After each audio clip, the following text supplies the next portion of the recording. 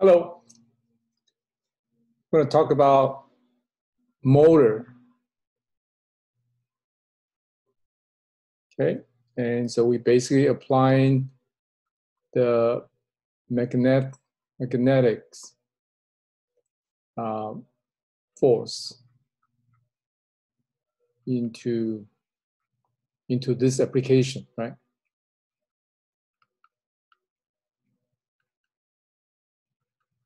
All right, so let's draw a simple motor. So let's say it looks like this.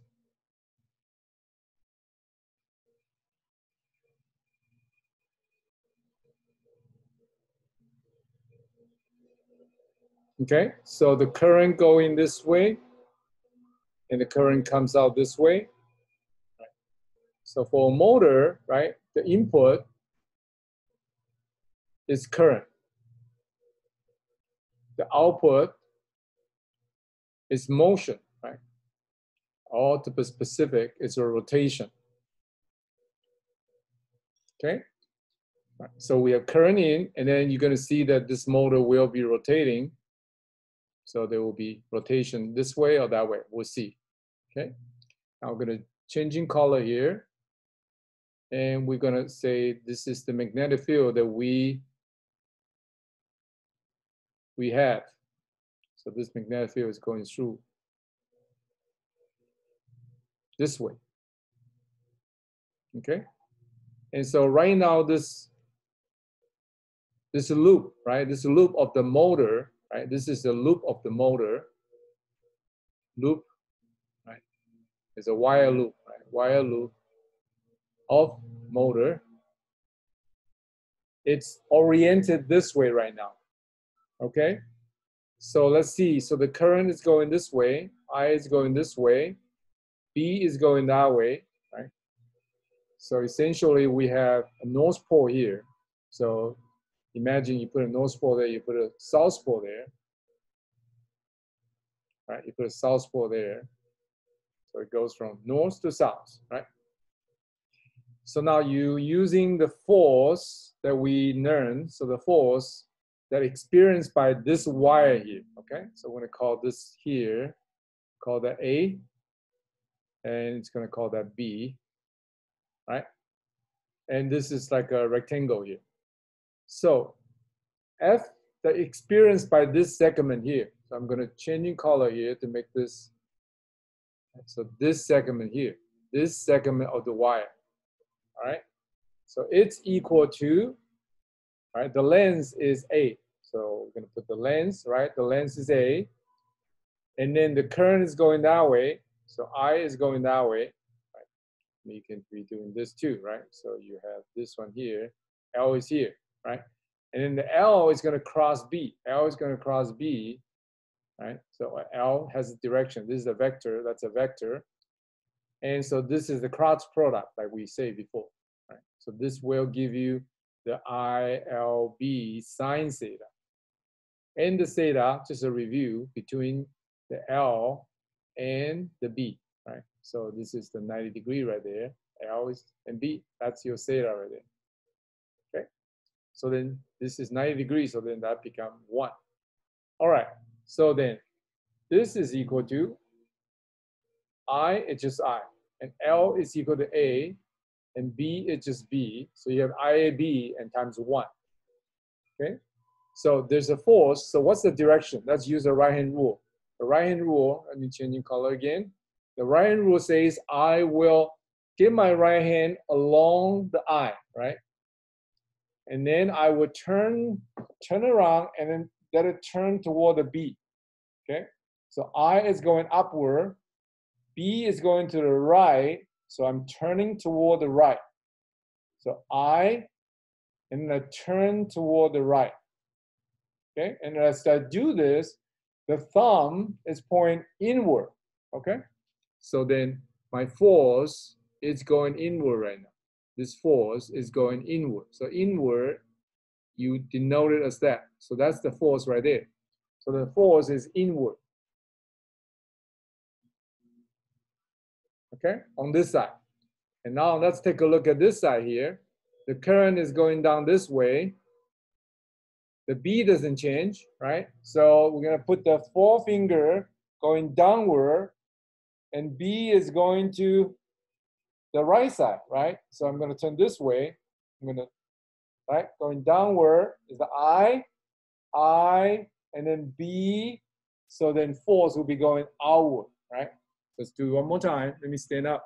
So I is going downward, okay? I is going downward, and then the B is going to the right, right? So I'm bending toward the right, and as I do this, I sweep out a surface, but then my thumb is pointing outward, right? Outward, out of the screen.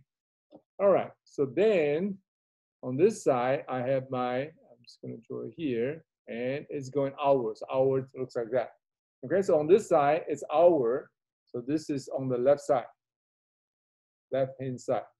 The right-hand side, this F is going outward. And that's also equal to I, A, B, right? Okay? Now, but that's not what's important yet, right? The important thing is we're trying to find torque. Remember torque? Okay?